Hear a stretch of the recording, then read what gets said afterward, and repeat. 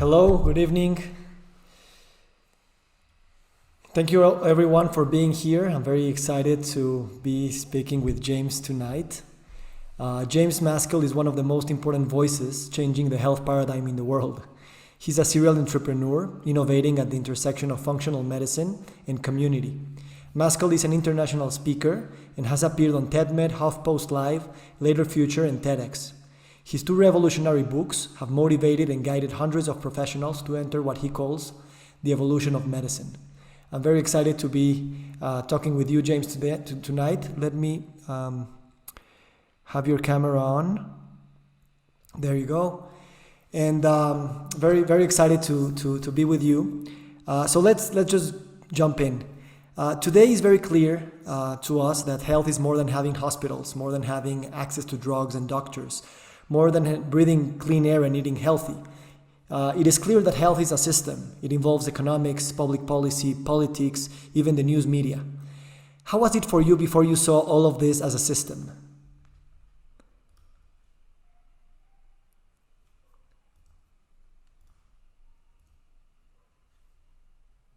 There you go. Thank you. Yeah. Hey, thanks for having me, Victor. They've started calling me the Victor Saadia of America, but I'm not sure if that's my right title. It's great to be here with all of you. I'm just reflecting on a podcast that I was listening to the other day, and it was talking about, how science, where science came from, and is science the right tools to use to determine how to keep people healthy? And it was a really interesting conversation that I'd considered many times because my background is an economist.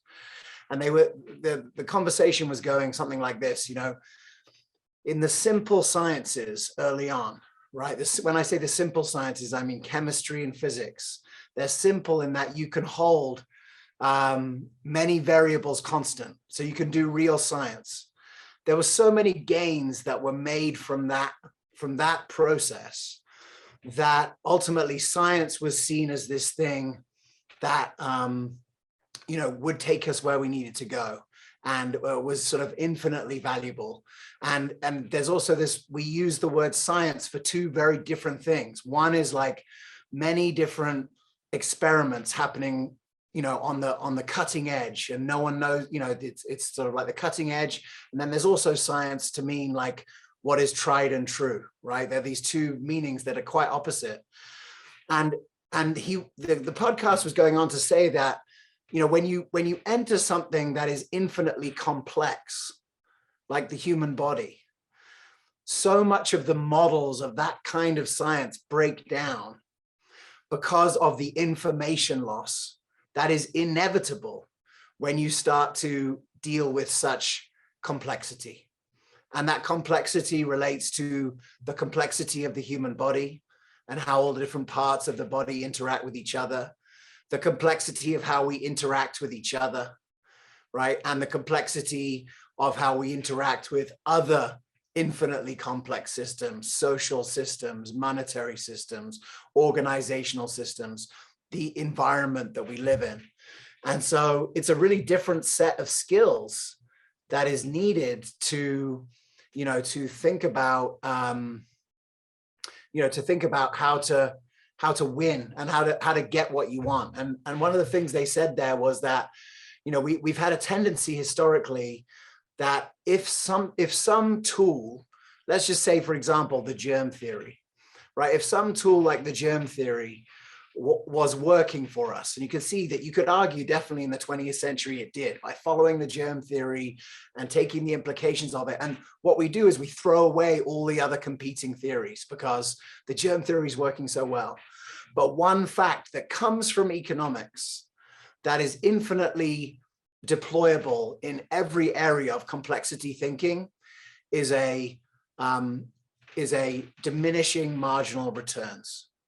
And, what I believe now is that we have hit the downward, we are past the point of even with essentially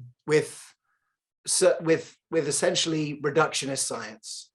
And because we threw away these other ideas, it's those ideas that are going to take us to the next level. And when I say those ideas, I mean root cause resolution, systemic thinking, community, these sort of more holistic ways of thinking that will be the thing that will propel health as the next era. So people often ask me, because I've been in healthcare for 17 years, do you wish that you did medicine, right? Did you wish that you were trained in medicine? And as I see, the world the way that it is, I'm very glad that I didn't, because I think I have a sort of a generalist philosophy and a generalist way of thinking. And I think that it allows me to be maybe a little bit more like objective as to what's real, what's not, and to not be so indoctrinated as to be what's what. And so I think that was a great foundation. And I'm excited to talk about system thinking, because ultimately I feel like this is the next great learning pathway for all of us who seek to extend health span, extend lifespan, create sustainable models for health creation. And just to give your audience a bit of background, 17 years ago, I finished a degree in health. Well, actually, I finished my degree in 2003, almost 20 years ago. I finished a degree in health economics. And the end of that degree, it was clear to me that in my lifetime, right, and I was 22 at that point, I'm now 42, in my lifetime, this exponential increase in healthcare costs was happening where I went to school in England, where I live now, and where I was born in America, and every other nation. And it was being driven by chronic disease. And as far as I could see, there was no plan. There was no reasonable plan. We were still stuck in this idea of molecules, because those were things that were valued by investors and capital. And molecules, in my opinion, can't solve chronic disease. It takes system thinking. And that's why, we're here now. And that's why I'm grateful to be here with you and your audience. Yeah, what a great introduction. Thank you so much. Last week, I was talking to a health coach, actually, and I told her that the best way to be an insider now is to be an outsider, is when you get the perspective and you get this objectivity that when you are in the inside, you just lose sight of those things. And I think systemic thinking is not built by a single mind, but by a collection of minds, collection of systems, collection of knowledges, collection of languages that come together. And at first, I think it's overwhelming, right? It's like, how can I handle all this information, all these data points, all this complexity, all these interrelationships? But I think that with time and with being uncomfortable, but being uncomfortable, but being not stopped by this feeling, then we can start making progress.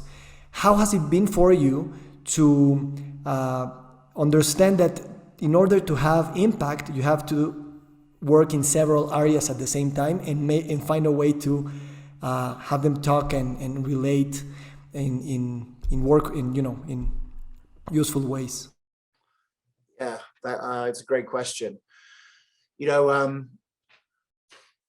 was a moment in 2012 where I was sitting in a lecture, and it was the first lecture for doctors on the Human Microbiome Project, right? It's 10 years ago now. It was at a conference called ACAM in Las Vegas. And at that point, I'd been in the space for 7 years. I'd worked at a clinic for 2 years, very well-run clinic. I'd been a sales rep, and I'd sold to all kinds of doctors to really try and understand what was going on for them. And I sat in that lecture and I was like, one, this is going to shake the foundation of healthcare. It has to, right? Our understanding about germs, and we go from a situation where, they're the cause of disease to the fact that they're the mediator of disease, right? It's exactly the opposite. I was like, this has to shake it. And then when you delve deeper in understanding things like quorum sensing, man, the coolest topic, how microbes talk to each other to work as one, right? It's amazing. So you start to learn, well, how does nature do it? Nature has ways of groups working together for a common cause. And I realized, like, I grew up in community. There was something about community that would mean that, like, I didn't have to solve all the problems. What if I could just introduce the people that were interested in the same problems to each other, and then there would be an exponential sort of a focus, because like you said, it's totally overwhelming. I mean, it's totally overwhelming today. It's still totally overwhelming. The number of things, like you look at something like the social determinants of health, right? And you look at something like housing within the social determinants of health. How the hell does medicine solve housing? Very difficult problem to solve. But I'll give you an example, but if we talk about, when you look at elegant solutions to the social determinants of health, I sat in a group called Open Source Wellness. And I talk about this in my second book, The Community Cure. I went to Oakland, which is just in the Bay Area near San Francisco. And I saw 30 people showing up every week, very economically diverse, right? No medical doctors in the room, only some health coaches, one physiologist who kind of created it and was showing me what was going on. But in a 2-hour period, not only did they go about creating health right there, right? So they didn't talk about exercise, we did exercise, right? We didn't talk about eating healthy, we ate healthy. We didn't talk about meditation or mindfulness, we practiced it right there. They put something in your hand and your eyes were closed and you had to smell it and taste it. And you had to go through your processes to really understand what this thing was in your hand. It was an active part of mindfulness. And then at the end, there was a very interesting moment where it was kind of like, someone said, hey, by the way, guys, next week, I don't think I'm going to be able to make it because I don't have a car and the bus doesn't run next week. And what happens? The person's like, oh, I live near you, I can help you, right? So in that moment, you realize the elegance of that. Even in healthcare today, they're doing a deal with Uber because Uber can take you to the hospital or whatever. It's like there's such an elegance in people helping each other for free because the driver gets value, the person who's getting driven gets value, and they both show up to their health creation thing. So it's valuable for everyone, almost exponential value created by something so simple, solving loneliness, doing healthy behaviors, connection. So, I've always looked for where are points where there's sort of like this, a solution to an exponential problem is sort of like an exponential solution. And that's why I've been really drawn to, solutions like that, where there's a real elegance to it and where there's a real potential for everyone involved to get value and it not really to cost anything. Yeah, I think it's interesting because after 17 years of being in the healthcare arena and changing the ways that we think, your latest project, Healed Communities, is sort of new, and it's shifting the locus of control from doctor to patient. And you even talk about how group medicine, which is a new term that basically I guess you are introducing, it has more similarities with Alcoholics Anonymous than other ways of practicing health. What have you learned as the reason we did this on a Thursday, not a Wednesday, is because on Wednesday you meet with your own men's group. So how has that changed in your life, professional and personally, and how that gave you insight to escalate and give this possibility to many more people? Great question, man. If you want to go deep into this, I did that podcast with Dr. Chatterjee, and I just recommend it. It's drchatterjee.com/287. Dr. Chatterjee is one of the best thinkers in the world, in my opinion, in health. He has an amazingly popular podcast in the UK. He's a GP. If I could get every patient addicted to one podcast, I think it would probably be his, because it's so real and vulnerable. And you can just tell this man has an incredible heart. And so it comes through. And I would say actually some really exciting things are happening in the UK for me. And it really happened because of the energy of where it emanated from. And that emanated from Rongan's podcast and a lot of people in the NHS, which, by the way, is having the biggest meltdown in the history, where it takes 60 minutes to get an ambulance where it used to take 13. That level of problem is happening in the UK right now. And so, our conversation, I think, was so real for so many people. So to answer your question, I want to talk about it in two ways. I'll leave how it's affected me for a moment, but I want to talk about why I'm so clear on group medicine.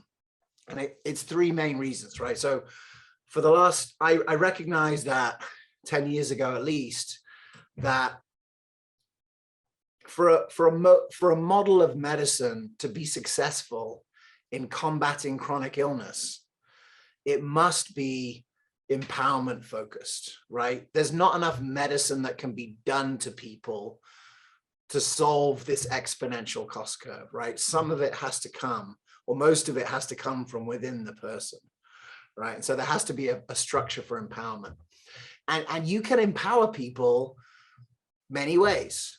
Most of the ways that we found to empower people early were horrifically inefficient, horrifically resource inefficient, right?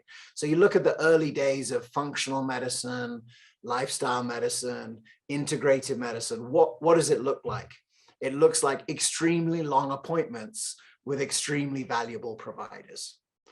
And that can help some rich people reverse a chronic illness, but it's not a solution to the problem. So, I always have my eye out for what are some more scalable ways to achieve empowerment. So the health coach is one of them. And I like the health coach because it's not a health professional in the strictest terms. It's not exactly a patient that has reversed their own chronic illness. It's somewhere in between. There are some skills there, like motivational interviewing, but there's also some experience of reversing their own chronic illness. So there's quite a valuable person in there, and they don't cost as much, and they could be trained a lot more quickly. There's almost like an exponential training. Like someone reverses their chronic illness, they're in a good spot to like change careers and become a health coach and help other people, even in their spare time. So that was interesting. But there's nothing as elegant as the group. And the reason is because, there are three things that I could see that were holding back this lifestyle focused care from becoming the standard of care. One is sort of efficiency, I guess, like efficiency of resource use, right? There's just not enough resources if you do it one-on-one. The second, which is a really interesting thing, and it may only be focused on America, but like in the American system, I hadn't seen people who'd been able to create this new model of medicine and make it profitable. And the reason why that's important is because if it's profitable, it will gather its own resources and continue to grow. If it's always at the behest of a philanthropist or some pet project. I mean, look at the Cleveland Clinic Center for Functional Medicine, right? Amazing project. So much great research came out of it, proved that group medicine was better than individualized medicine. But as soon as Toby Cosgrove left the Cleveland Clinic, I don't know what's happening now. It's certainly not on the same path that it was. Mark Hyman doesn't live there anymore. So it's like, even though millions and millions and millions of dollars went into it, and they renovated 18,000 square feet, and they created all this amazing data in JAMA and the BMJ, what's the legacy, right? It has to be profitable in order to gather the resources. So that's the second one. And the third one, and by far the most important one of all, is that no nutrition medicine, no orthomolecular medicine, no functional medicine, no integrative medicine, no lifestyle medicine works unless the patient is participating, right? You can't do it to them. Even if you meet them an hour a week, there's 167 hours a week where they're having too many burritos. I don't know, whatever the story is, right? You can't do it for them. So the group elegantly solves all of those things.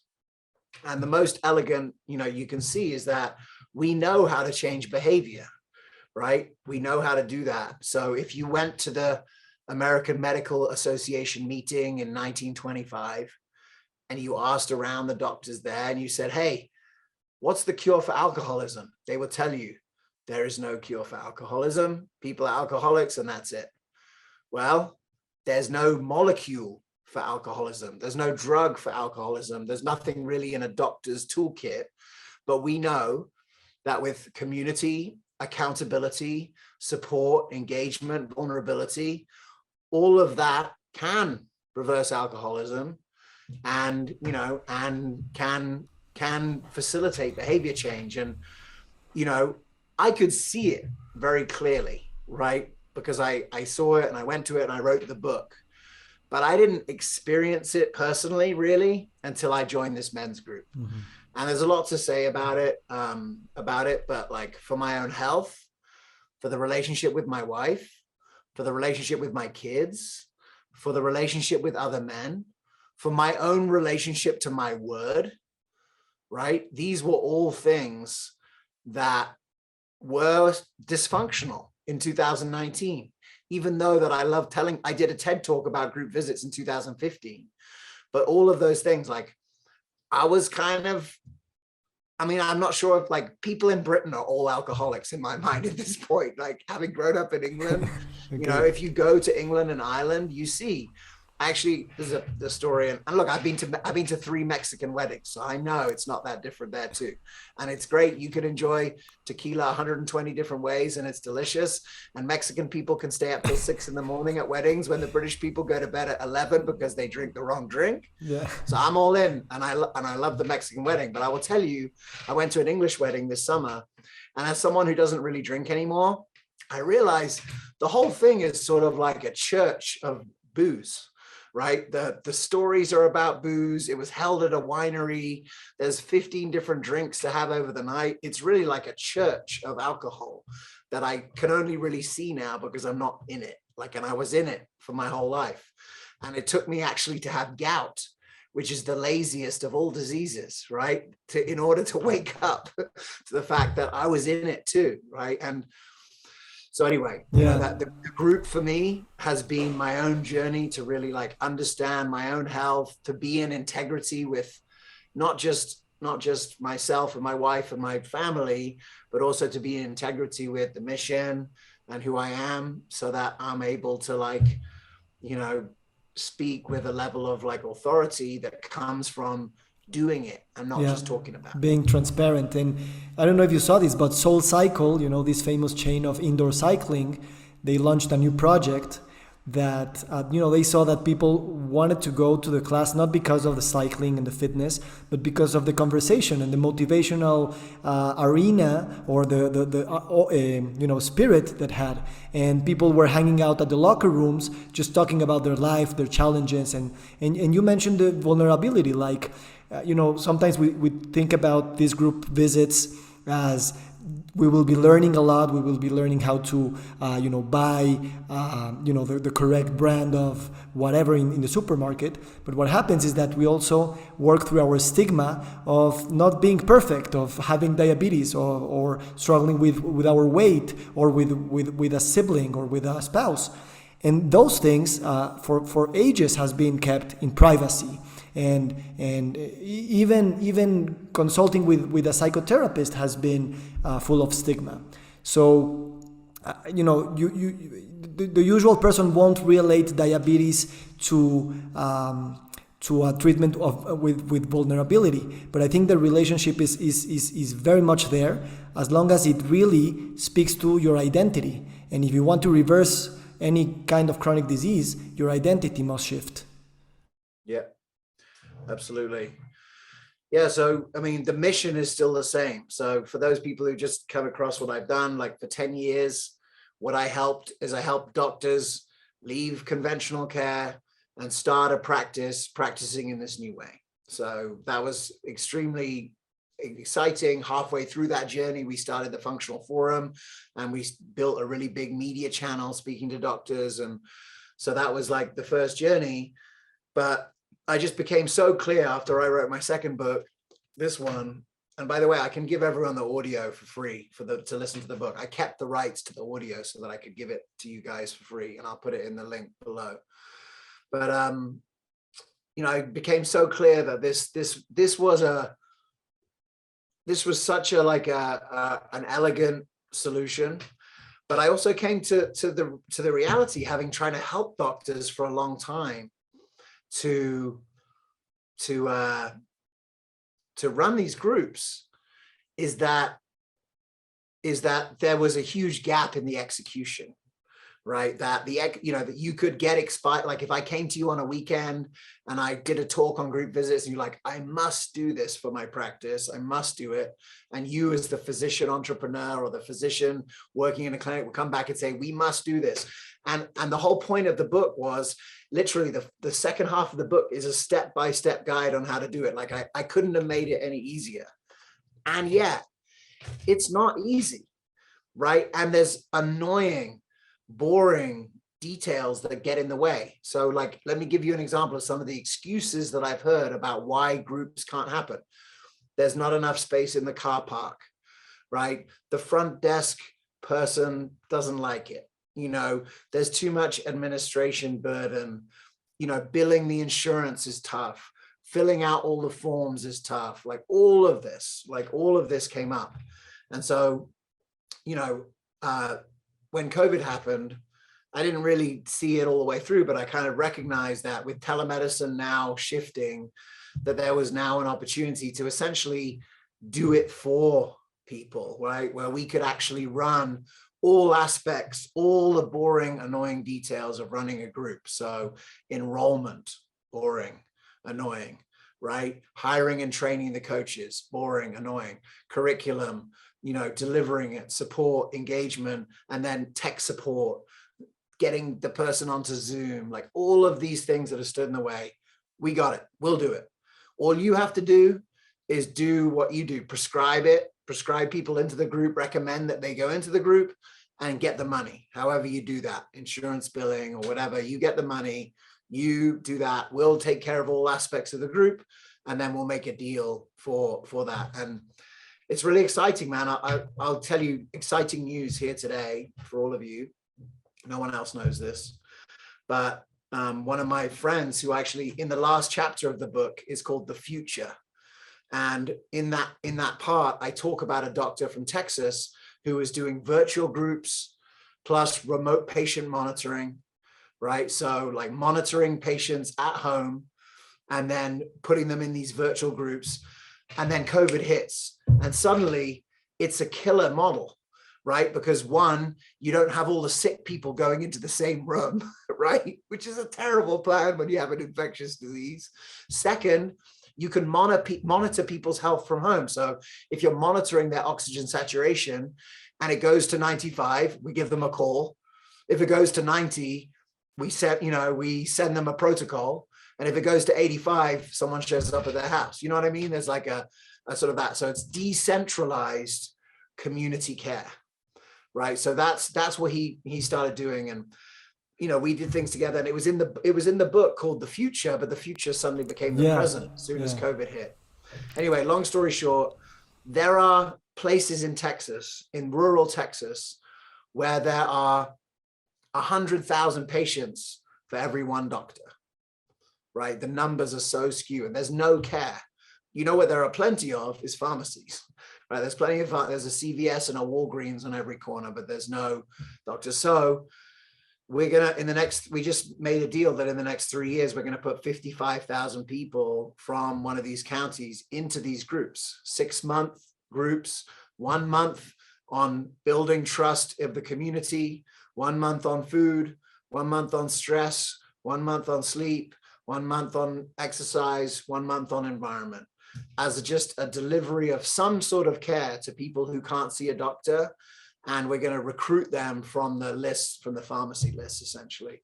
So, congrats. What I hope we're on the edge of is a truly scalable delivery system for health-focused medicine. Yeah, that sounds amazing. And it reminds me of the Daniel Plan, the program that Mark Hyman and Dr. Amen and Rick Warren put together with the congregation, and they really had great results because they focus on all the pillars and basically community medicine. Tell me about demonetization and membership models. This is something that in Mexico it's non-existent, but it's really appealing that we need to switch from fee-for-service to something that it's more driven, more incentive-based, and basically trying to pay for outcomes instead of just services. Yeah. Well, every system's different. and before I got obsessed with the group stuff, I think there's a lot to say for in America. Like, I don't know if you've seen the graph, right? But there's this graph that shows the total cost of healthcare goes like this since the 1970s, and the total cost of physicians is like this. So the obvious question is, well, what's all this? And it's administration and basically people who aren't doing anything to get anyone healthy. So there's a movement in the US called direct primary care, where essentially you cut out all the middlemen and you just have a direct relationship between the doctor and their patients, and they pay you monthly.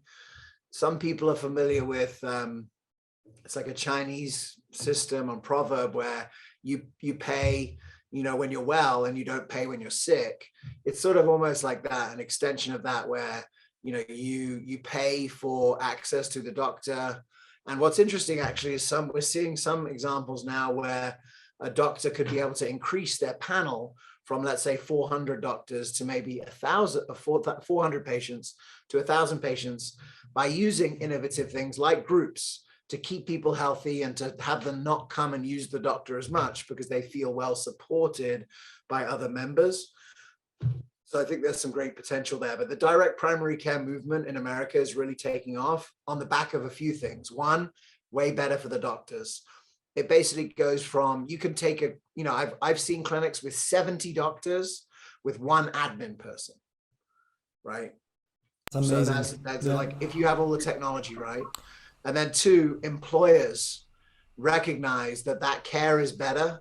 And if they're going to pay for their health, they're going to pay for it. So I've seen a direct primary care doctor leave their job, start a practice, and start off with 300 patients because they signed one company that had 300 employees.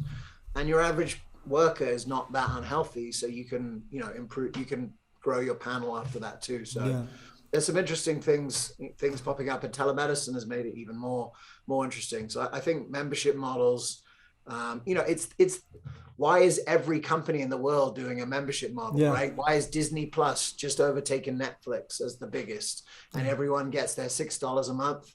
It's the best business model in the world, recurring revenue. It's about time that doctors got that. Yeah, I agree. Seeing the list of a few participants here, I see doctors, I see psychiatrists, psychologists, coaches, health nutrition experts. You've accompanied hundreds of health professionals getting to this wave of functional medicine, integrative nutrition, lifestyle medicine, coaching, positive psychology. What are the main challenges you see happening with these health professionals that want to, in a sense, break with the limitation that their own careers, their own sciences, their own disciplines have put upon them, and how they can create a more integrative, knowledge-based toolbox to be better clinicians? What would you say to all these people that want to keep pushing this agenda forward? Clinically or practically? I guess practically and personally also, because it's a personal and professional challenges it's like a hero's journey. You have to, Well, the hero's journey I used in both my books, because the hero's journey is a structure for facilitating a change in behavior, right? And actually, when I was writing my first book, I went to a lecture and they basically showed that if you really want to change someone's behavior, you need to empower them to be the hero of their own story. And then you can be the sort of guide along the way. And that's a very different relationship from medicine, where typically like the doctor's the hero and the patient is sort of like they're doing it. So I think it's an important analogy to use. I would say that one of the things I recognized at the very beginning was that, and this is true in clinical medicine and it's true in professional growth, it's way easier if someone else has trodden the path before. So, I mean, I've been to lectures and I've heard the stories of like Bob practicing functional medicine in 1983, where there's no supplement company. So all the herbs, he's literally got like on his shelf and he's mixing them, you know, for each patient. There's no technology. There's no, you know, books and podcasts that have explained that this paradigm is happening. But people like Bob, you know, tread the path for the next group that come through, and the next group know how to use technology and grow, and now it's easy. And so for the first time now in America, you can go and get a job doing this medicine because some clinic ahead of you has worked out all the details, has built too much demand and for their own supply of medicine, and is now going to hire a physiologist and a health coach and a nutritionist to like build out their team. So this is really happening for the first time. I would say, you know, what it takes is confidence, right? It takes confidence to be outside of the norm. I remember I have friends who actually Latin, I think they're Cuban, one of them's Cuban, one of them's Mexican, married couple, both living in Austin. And the wife was an integrative doc, but also a mother, and like kind of under the radar. This was, you know, again, 8 years ago. But the husband was quite a prominent dermatologist. And he knew that if you clean up the diet, the skin gets better. And we joked, I was like, you need to call your dermatology like third kidney dermatology or something like that, right? Because we were just joking about, you know, that thing. And he was just like, I couldn't do it. Like I can't step out because I'm revered in my dermatology circles, right? As a top dermatologist. And this is outside of the bounds, right? The gut, brain, skin axis was still 2 years of science away, probably at that point, right? It hadn't really become clear that there was a real system, and that what you ate affected your skin, how you dealt with stress affected your skin, you know, all that kind of stuff. So, you know, I think there's an inertia that comes from fitting in, right? Fitting in. And so that's why the first thing that I did that really worked was the functional forum. And the whole idea was in New York in 2014, I met 100 doctors that were doing something different outside of the realm, a whole range of different things, specialties, whatever. And they didn't know each other. And I was like, let's introduce them to each other. Let's get them together once a month and we'll put them in a room together, and we're going to put on a show, and we're going to feature some people that I think have something interesting to say. And that just started something that turned into something massive, where we had 400 of these groups all across the world at one point in 2016. And now we're building it up with a more sustainable structure. But yeah, I would say I live here in Sacramento now, and there were four functional medicine doctors here, 2 pediatricians and 2 kind of family medicine, primary care-ish people. And they tell me there's no way they would have had the confidence to like go against their peers and branch out into a new form of medicine unless they had that community of other doctors to support them, where they could go back and once a month have dinner and say, hey, I'm seeing that I put this person on this protocol, this, and this happened. Am I crazy? Is that possible? And they're like, yeah, no, I see the same thing. And so there's this confidence, this inner confidence comes that even though this is contrary to everything that I learned in school and everything that is revered by my peers, this is real, right? And I can touch it. And to go back to the thing that I said at the beginning, the question is, who should you trust more in a pandemic for what is actually happening? Should you trust the clinician on the front line, or should you trust a randomized control trial? And clearly you trust the person on the front line because they're interacting with the environment actually. And there's no information loss that has to happen in a randomized controlled trial. How do you hold so many things to be the same to make a trial in an infinitely complex environment? And so, you know, when people started showing up at the beginning of the pandemic and saying, hey, you know, we're doing this protocol and no one's dying. Yeah, it could be a confounding variable, but who cares, right? The people aren't dying. And I just feel like surely like this, I think it's waking people up from their slumber that the experience of the people on the front line is critical. And, you know, and the world isn't a randomized control trial. The world is an input reacting in an environment. And so I think the clinicians on the front lines are absolutely critical. And so we need to find ways for them to talk to each other and share what's really working, because they're seeing it with their own eyes. They're seeing type 2 diabetes reversal. They're seeing getting someone off medication. They're seeing heart disease clearing up. You know, they're seeing an autoimmune disease go into reversal. And just because your colleagues don't know about it doesn't mean it's not happening. Yeah, and you know, community empowers health professionals to take those steps, but also the mirror. You know, like health professionals forever, they told this is the theory, and you go in and you apply it, but never look in your own personal experience, your own personal disease, your own personal things. And now I think there's this legitimization of using your own personal health experience, and from there you can better assess and accompany your patients. How do you believe that we could keep empowering health professionals to talk more about their own challenges? Because at the end of the day, that's what makes real for themselves and for the patient. Yeah. Well, it's a double-edged sword, because your path may not be exactly the same as other paths, right? So there's also a thing on the internet which I've tried to like avoid. Like I don't tell people how to be healthy at all. It's not my thing, because I see so many people on the internet. It's like, I did this and this happened, so therefore this is the truth. And that's not really a reasonable way of going about it when we know how bio-individual people are. What we do see though is people who have their own health experience. It gives them an N=1 data point that they haven't had before. And then they come to Mexican Association of Lifestyle Medicine conference, November 4th to 6th in Monterrey, or Institute for Functional Medicine, or American College of Lifestyle Medicine, or, you know, the Academy of Integrated Health and Medicine. They go to search out other people who have had that same experience and to learn the principles on which the body heals.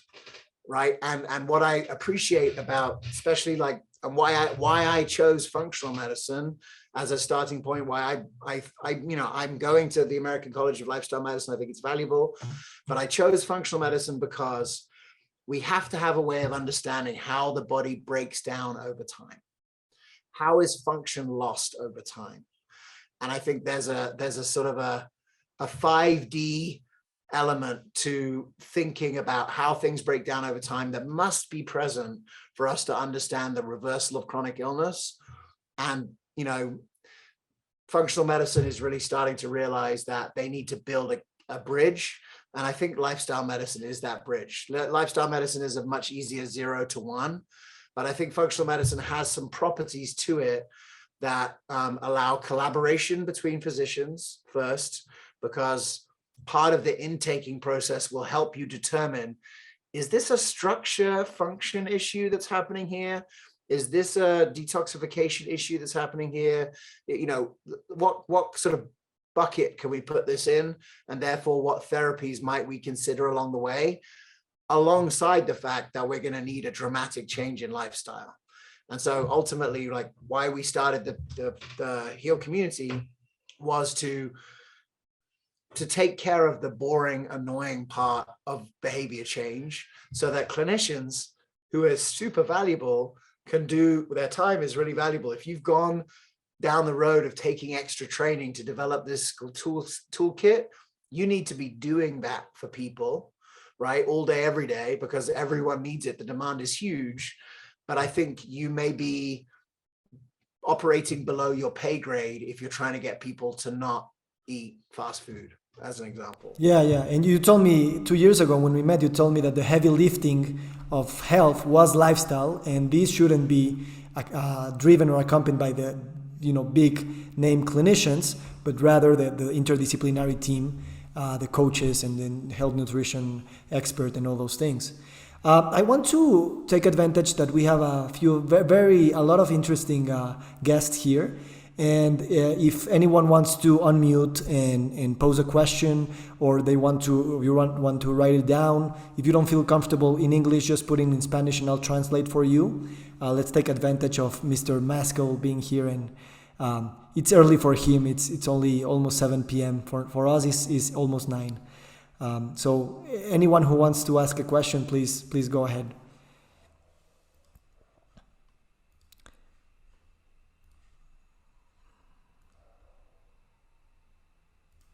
Now you have permission to unmute if you want. Hi, James. Great hearing from you. I think this call came in the perfect time for me. I work for a hospital, and we are there, trying to figure out how to figure this out. Yeah. We are a number of specialists like coaches and psychologists and nutrologists and medics that are working there, but we still haven't figured out the way, So I'm asking you, is this possible in Mexico, this team thing building? I work in this hospital. Is it possible to do it here? Absolutely. Yeah, great to meet you. Great. So yeah, not only is it possible, but we're planning on it. So we had a meeting actually with GuideWell, which is the Florida Blue Cross Blue Shield, 45 million patients, 29 billion in revenue. It's a huge company. And the first meeting they were like, have you got a Spanish version? And we're like, I think we should make it. So absolutely. Yeah. We should, let's talk offline about it. We actually have like a number of actually Mexican and Spanish speaking people, in the company. Yeah. I mean, ultimately,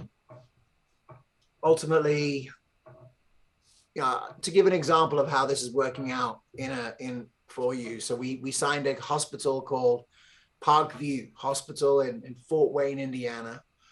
They have a 7 provider integrative department.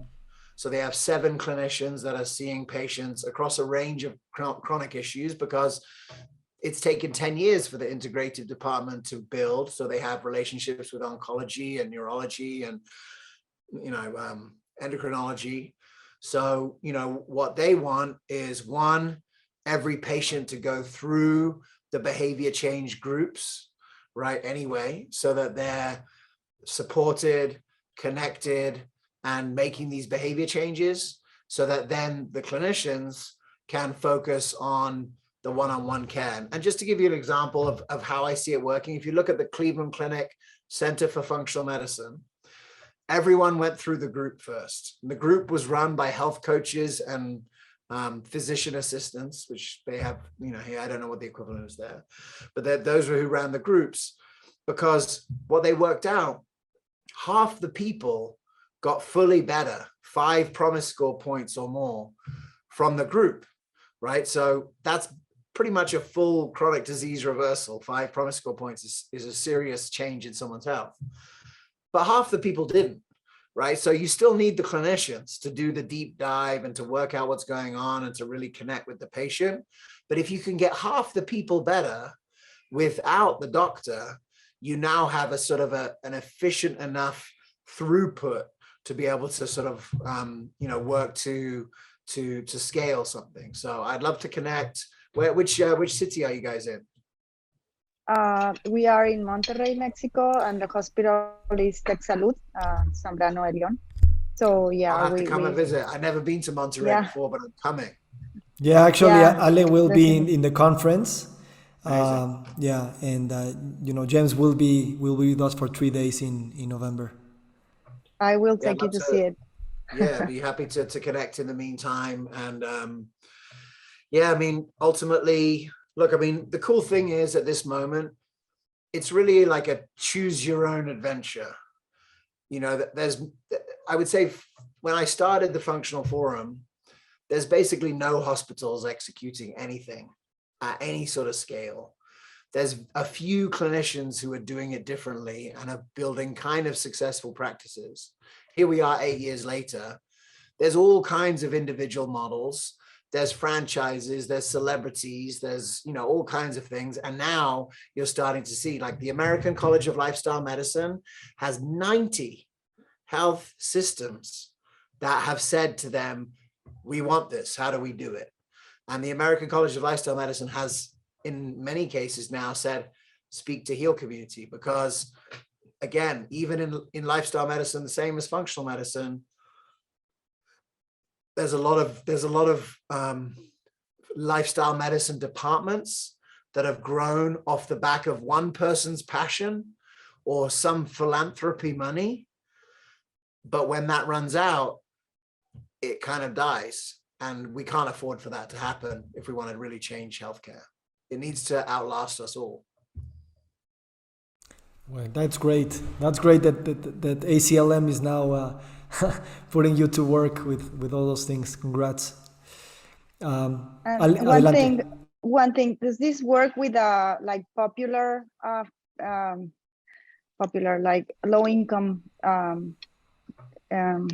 populations? We've actually seen figured this out? Yeah, it's actually in some cases better. You know, in my estimation, the only place where we've seen that the groups don't work is partnering with clinics where they service the rich people, because ultimately the rich people, it kind of sounds a bit like Alcoholics Anonymous, and I don't want to be part of it. You know what I mean? Whereas if you go to someone and say, hey, I hear you, I know that you're living in a difficult food environment, right? I know that everyone around you maybe drinks Coca-Cola all the time, you know, and I understand that.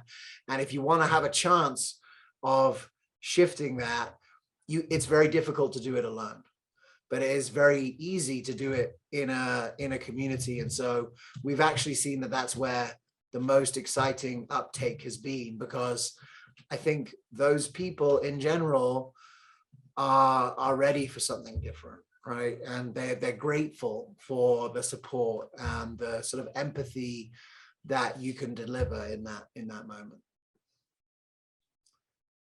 The one thing I don't know is how the money works, but even in the UK, right, where we're going now, I don't even know how the money works, but I'm just following the thread and seeing where it goes.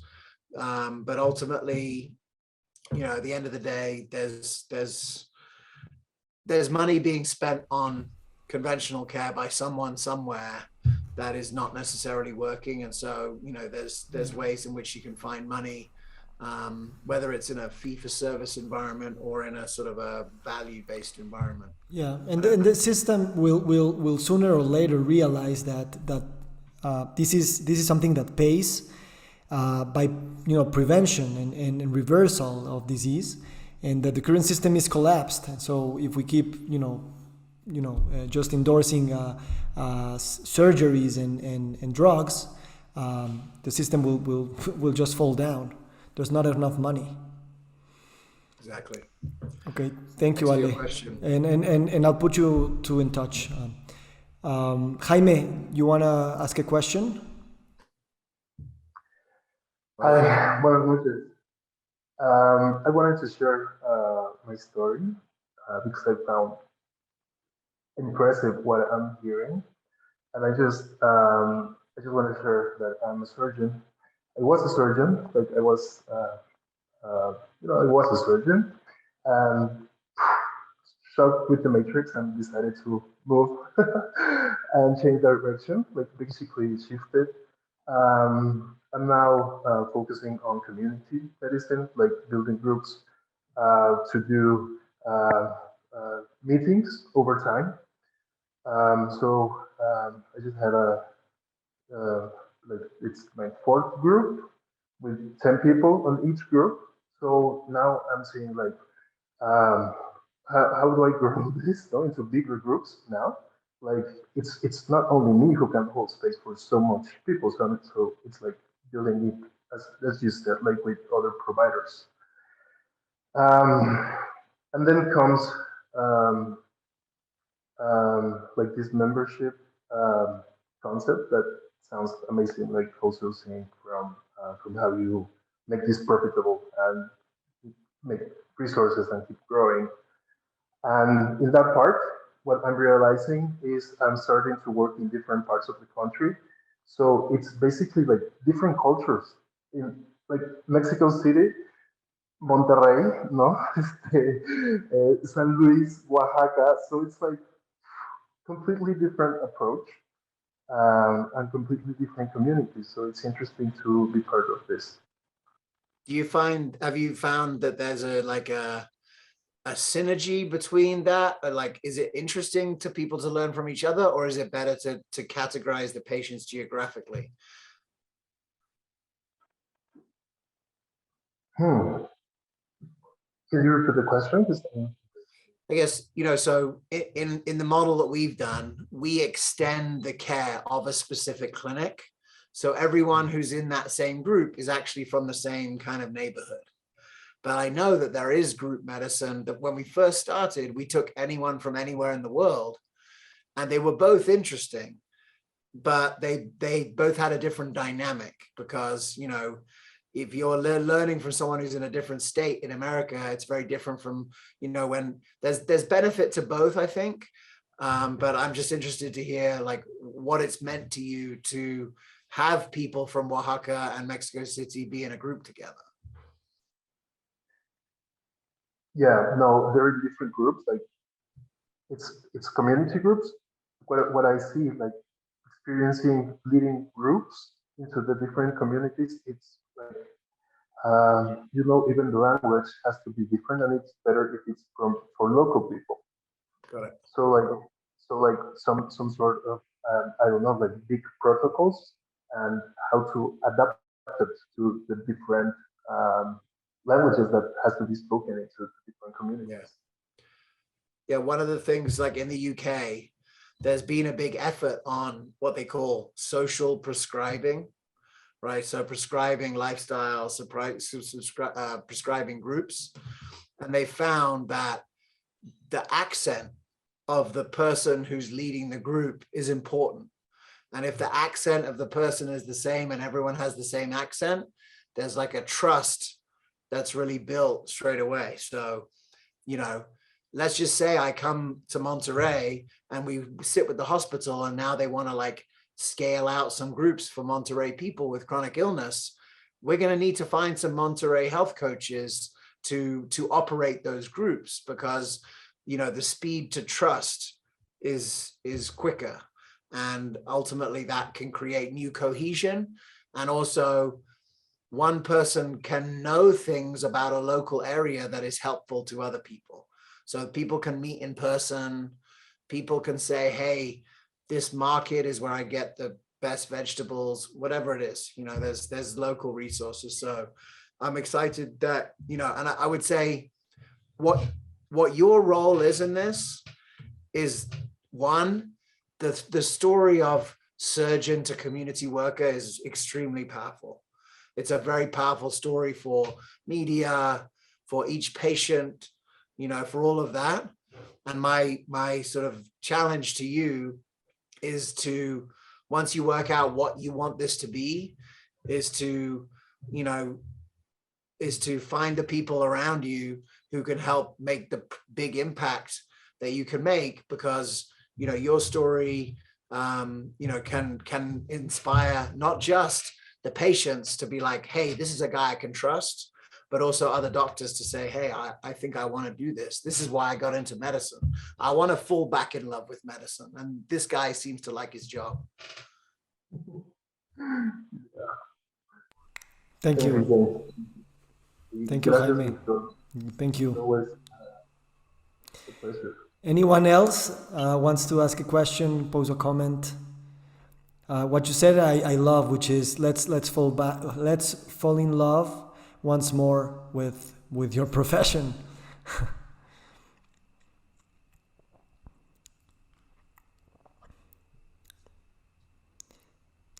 Anyone has another question or comment? Please go ahead. Like, I have a lot, but I will let somebody else talk. Here's one question, Beatrice. Yeah, so Beatrice is asking, how can you form the first team to create a group? It's a good question. So, if you read, if you listen to the book, we actually talked about there are companies that have created, toolkits. So that toolkit might include PowerPoint, educational material, those kind of resources. So it's good to have something like that to start, because creating the content can be overwhelming. However, here's what I would recommend. There's a man called Jeffrey Geller, and he's the hero of this book. He has he built his whole group visit model in the poorest part of Massachusetts with mainly immigrants. A group of immigrants started the group, and they called it Si Tu Puede. And they got together, and in Jeff Geller's group, there's no content, right? There's a whiteboard and there's a list, and the people come in and it's like, what do we want to learn about today? And the content is all self-generated. And if you watch this guy, and I've watched him, I did a video, I made a video actually, maybe I can find it and send it to you, but I did a video about him in 2019. It's on the Functional Forum. It's September 2019 Functional Forum. It's called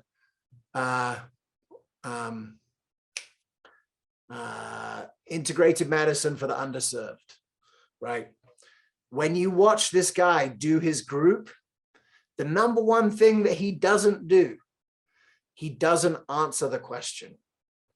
If someone asks a question, he very skillfully gets out the way of the question and has someone else answer the question. And he's obviously there to mediate in case someone says the wrong thing. But what he realized is, that the most important thing was for trust to develop in the group. And the least important thing was for him to be right and to him to be the hero. And unfortunately, that is its own hero's journey for a doctor to deprogram themselves from their own expertise. And when I saw Jeff Geller do that, I realized two things. One, this guy is a saint, incredible, beautiful man. By the way, he has his own group visit conference for free coming up in 2 weeks. And if you get on my newsletter, I'll be telling you about it. A couple of people from my team are going to be presenting on building community virtually. But I also realized when I watched him, if we're going to rely on a certain number of doctors to build such humility that they end up being the next Jeff Geller, we're going to run out of money before it happens. And so here's my one recommendation for all of you. And I said this on Dr. Chatterjee's podcast. In my opinion, the doctor shouldn't run the group. The doctor should use their authority that they worked hard and long for to prescribe the group, but the doctor shouldn't run the group. Because unless this is a real calling for your heart and you want to do this for the next 50 years, learn how to do it and go and do it like Jeff Geller, because this guy's the happiest man I've ever seen. But for most of you, my recommendation is that you build the infrastructure for these coaches, for these maybe nutritionists, but mainly coaches. Even a nutritionist is an expert in nutrition. And expertise is actually the opposite of what you want. You want mutual empowerment. If you have the answer, then you're the expert. If the group comes up with the answer, the group becomes the expert. And that is the transformation that is necessary for a complete transformation of healthcare. That's beautiful. That's very beautiful. Thank you. I want to say at the end that I'm actually a Mexophile. I don't know if you guys know what that means, but I love everything to do with Mexico. I have amazing Mexican friends. Every place that I've been in Mexico, I love. So I'm extremely excited to come to Monterrey, and I'm extremely excited to meet some of you and to connect. The name of that doctor was Dr. Jeffrey Geller. I think that there's a website. I'm going to find it. It's like imgv.com, something like that. If you just Google group visit conference, it's coming up in 2 weeks time. icgmv.org. Here we go. This one. I'm going to put it in the chat for you guys. This was the 2021 event. but like it's coming up again in 2 weeks. Check. I think if you go to that website, you'll be able to find it. That was the first one was last year, but now they've got a new one this year that's coming up in 2 weeks. Here we go. It's coming up. And Jeff is a really, this is his thing. He's the godfather of the integrative healthcare group visit. And I think you'll just find him to be tremendous, really tremendous. And he's the hero of the book. So I put the audio for the book in there. You can listen. And I tried to sort of capture his essence in the book. And then I'm also going to find, this functional forum episode with Jeff Geller, because you'll see, then you can see him. Yeah, and tomorrow that I'll send the recording, I'll send also the recording with Chatterjee. That was an amazing conversation. Thank you. Yeah, Chatterjee is the man too. All right, here we go. So yeah, next year you'll help us to bring him to conference in Mexico. He will love Mexico, I'm sure. He does love Mexico. Well, I think that's right. Okay, yeah. So look, I put in the chat there.